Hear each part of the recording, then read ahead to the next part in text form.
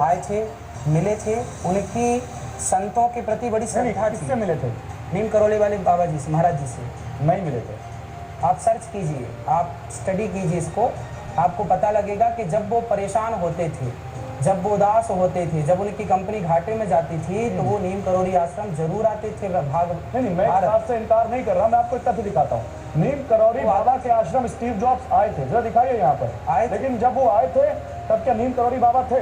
क्योंकि भाई तब ये कहते हैं कि नीम करौली बाबा की 1973 में वृंदावन में मृत्यु हो गई थी। और स्टीव जॉब्स 1974 में नीम करौली के दरबार गए थे।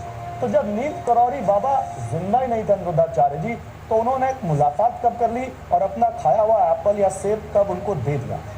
जो मैंने सुना था उस सुनने में ये शायद हो सकता है कि ये गलत हो, पर ये बात तो थी कि वो आते थे और आश्रम में। चलो देखिए, जरूरी नहीं है कि संत हों, संतों का स्थान उनके ना रहने पर भी वो स्थान शक्तियों से परिपूर्ण होता है और वो वहाँ आए।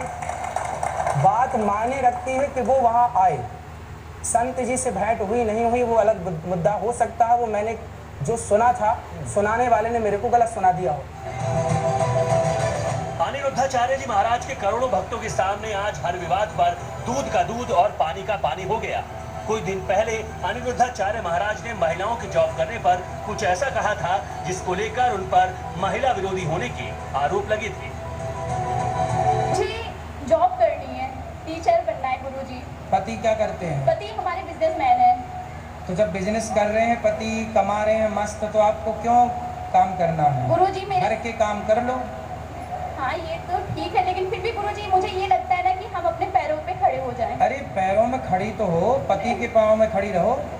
ऐसे गुरुजी क्या है ना कि फिर ये बोलेंगे पति कमाएगा। जब पति, देखो जहाँ पति नहीं कमाने वाला है वहाँ पत्नियाँ कमाए। जब पति बिजनेसमैन है, ठीक ठाक कमा रहे, तो आपको काहे परेशान होना है? पति निकम्मा हो तो पत्नियाँ काम करें। जब पति कर्म करने वाला है, कमाने वाला, तो पत्नियाँ केवल पति और बच्चों का ख्याल रखें, ये काम है। टीवी 9 भारतवर्ष के स्पेशल शो में जब उनसे इस बयान पर सवाल पूछा गया तो वो डैमेज कंट्रोल करते नजर आए। देखो, महिलाएं काम करें जहां आवश्यक है। पूरी मेंशन की ना मैंने बात कि जहां पति ना करने वाला हो वहां काम करिए। भाई, पुत्र को संस्कारवान बनाना, लव कुश को पढ़ा लिखा के योग्य बना दिया सीता माँ ने। सुनिएगा, लव कुश को पढ़ा लिखा कर योग्य बना दिया और फिर राम के हाथों सौंप दिया। हम थोड़ी कह रहे हैं, इतिहास कह रहा है। वो पिता का भी कर्तव्य है कि वो अपने बच्चों को संस्कार दे, पर पिता बाहर रहता है। बच्चे सबसे ज्यादा टाइम अपने माँ के साथ गुजारते हैं, तो खेल खेल में, कहानी किस्सों में माँ की जिम्मेदारी है कि वो संस्कार का बीज बो दे। एक विचार कीजिएगा कि पिता भी कमा रहा है, माँ भी कमा रही है, बच्चे दादा दादी के पास हैं या बच्चे किसी तीसरे पर्सन के पास हैं, तो बताइए उन बच्चों को माँ बाप की जरूरत पड़ती है या नहीं? उन बच्चों को भी माँ का लाड़ चाहिए, एक बार उन बच्चों की तरफ भी तो देखिए कि उन बच्चों को भी माँ चाहिए, पिता चाहिए। तो माँ बाप को थोड़ा सा पैसे की तरफ से मन कम करके बच्चों को ज्यादा संस्कार देना, क्योंकि माँ बाप की प्रॉपर्टी बच्चे ही हैं। यही नहीं, महिलाओं पर एक और विवादित कथन को लेकर अनिरुद्धाचार्य कटघरे में है। पहले आपको वो बयान सुनाते हैं। 80,000 में लाए हो? कहाँ से? उड़ीसा से। उड़ीसा से? हाँ जी। तो वहाँ पत्नियाँ मिलती हैं 80,000 में? मिलती हैं। अच्छा, तो जब 80,000 की ले आए हो तो इससे महंगी भी थी क्या? लाख 1.5-2 लाख वाली भी थी क्या पत्नी? लाए 80,000 आप फूके और वो प्यार किसी और से हो गया। इसलिए कहते हैं आप लगता सस्ता ले आए। थोड़ा महंगे ले आते तो बढ़िया चलती पत्नी। इस बयान पर जब उनसे सवाल पूछा गया तो उन्होंने इसे मजाक का हिस्सा बता दिया।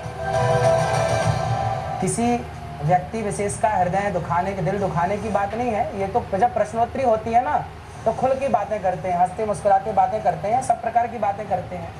तो उसमें उन्होंने बोला कि मैं पत्नी को खरीद के लाया हूँ।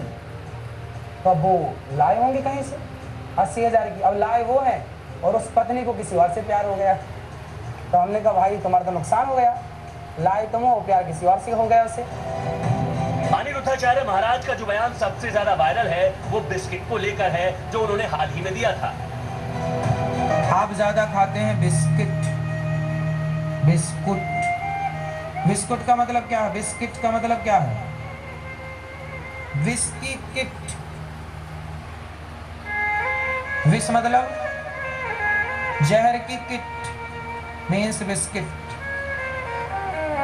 बिस्कुट जिसमें बिस्कुट कूट के भरा हो वो बिस्कुट। और आप लोग चाय और बिस्किट खूब खाते हैं। तो क्या अनिरुद्धाचार्य महाराज भविष्य में बिजनेस मॉडल वाले बाबा बनना चाहते हैं? उनका जवाब क्या है, सुनिए। तो अनिरुद्धाचार्य जी, आप बिस्किट को विष का किट बता देते हैं। हाँ, ये बिस्कुट जो है मैदा और चीनी से बनती है। जो भी खाएगा, डॉक्टर लोग कहते हैं कि इसको खाने से आप बीमार पड़ सकते हैं। तो जिसको खाने से बीमार पड़ सकते हैं वो विष ही हुआ, इसलिए कहा गया कि विस्की किट है। और डॉक्टर भी मना करते हैं, इसलिए ये बिस्कुट है जिसमें बिस्कुट कूट के भरा गया है, अर्थात मैदा और